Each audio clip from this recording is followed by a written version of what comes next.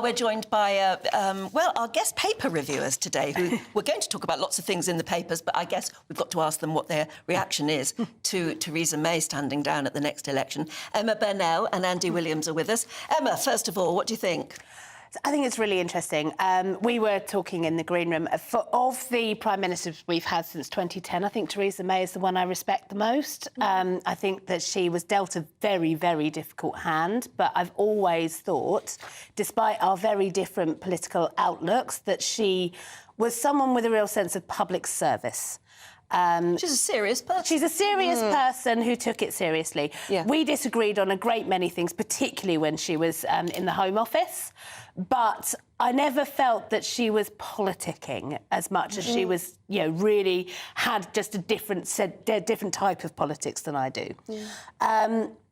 I think this says interesting things about the future of the Tory party in particular. I think that they are losing more and more of those patrician, centrist, old-school, one nation Tories. And we don't know what her reasoning is for stepping down, but I think it might be part of her calculation is the change in the party, and is it a party that she still feels able to serve? Yes, you can't help however much it's changed. She must be feeling that. What do you think, Andy? No, I completely agree with that. I mean, it's been very interesting to see in the last few years. She stayed on in the House of Commons. She's been very critical of Boris Johnson. She really, really couldn't stand him, let's be honest. She didn't even try to hide it. She's very critical of Liz Truss, and I think she was truly concerned about the direction that the Conservative Party has been going in, because she is basically as Emma said, a public servant, a centre-ground, middle-of-the-road Tory, and she's seen a party that's basically been radicalised over the last few years. And I wouldn't be surprised if she's looking at it. She's not that old. She's in her late 60s. 67, yeah. 67. Yeah. And she's probably thinking, why would I put myself through this, what's going to be a dreadful election for people standing as Conservative MPs, and she probably thinks enough's enough. You can't help but think it's almost like rats fleeing a sinking ship. It's almost as though the writing is on the wall, and slowly but surely these traditional Tories are realising that. I think that's absolutely right. And if you think about, she's Maidenhead, that's in Berkshire. I don't think Maidenhead is in the top 400 possibly of Labour target seats. The Lib Dems might give it a bit of a run, I don't know.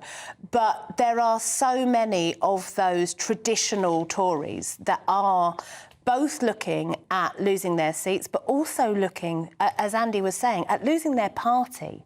And I think that is a real... that should be a concern both to the Tories in the immediate electoral term, but also for all of us who would prefer to have a rational and sane two sides of the same coin.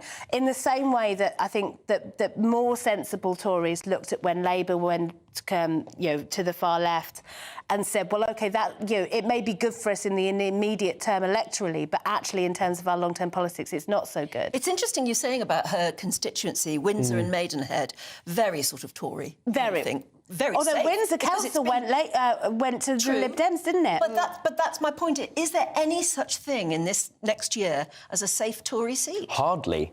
I mean, really hardly. It's everything is up for grabs. Unless you're in sort of deepest Essex, which I think is kind of the most Conservative county in the country in terms of and Ellie, your stomping ground. But pretty much everywhere else. I mean, even people like Jeremy Hunt in Surrey, he's at risk.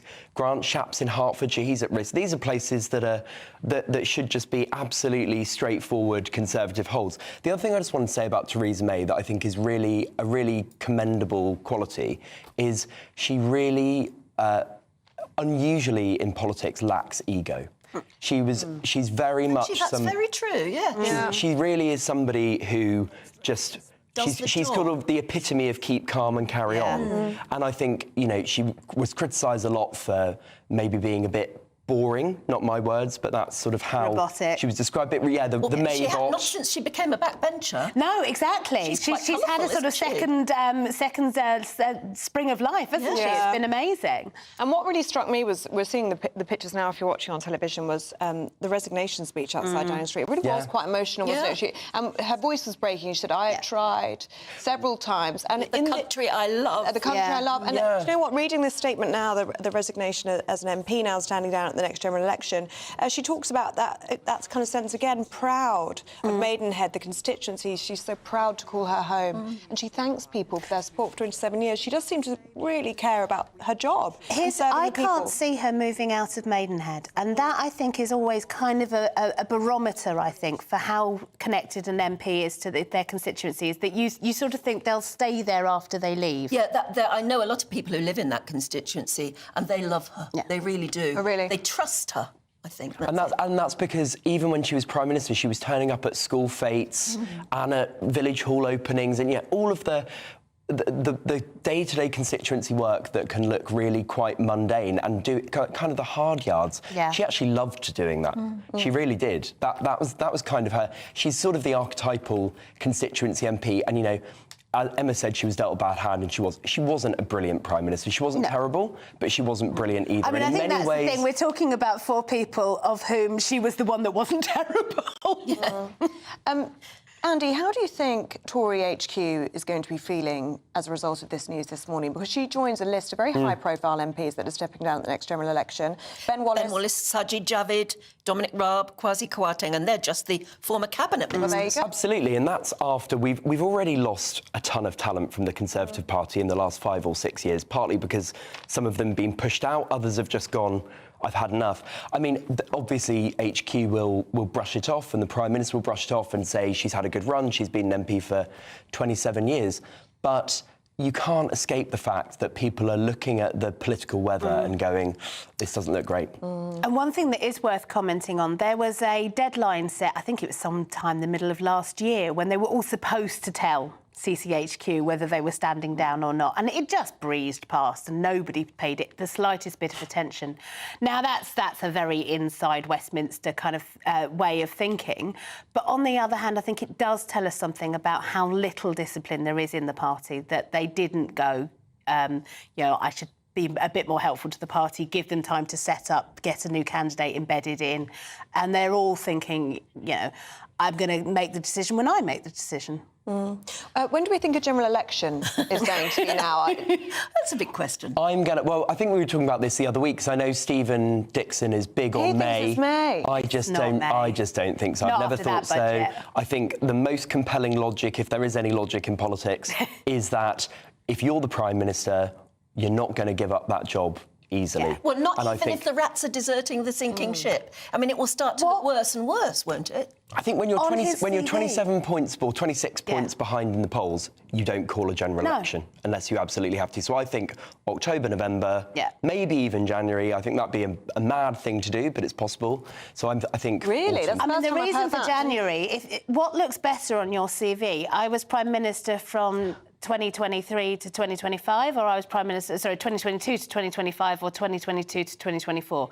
Yeah, we all know that it may be a month petty, in it, but that is what... And ultimately, it's one person's decision. That's the crazy part of this particular bit of our democracy, that nobody else has the power to make that decision except the Prime Minister. And actually, just on that, Danny Finkelstein, I was in the Times the other day, he was saying, actually, the thing is, Rishi Sunak probably doesn't even know yet when Rishi Sunak is going to call an election, because it's kind of a human instinctive decision. You'd think it would make sense with the Rwanda bill that you would try and get a plane off the ground, which would mean you'd need the summer, wouldn't you? That's what you'd think. I mean, the problem with that, though, let's say they get a plane off the ground and the boats still keep coming. Yeah, well, that's it, isn't it? They will in the that's when it summer happens. as well. Emma, Andy, thank you very much indeed. Lots more to come on Breakfast, including that breaking news about Theresa May stepping down at the next general election.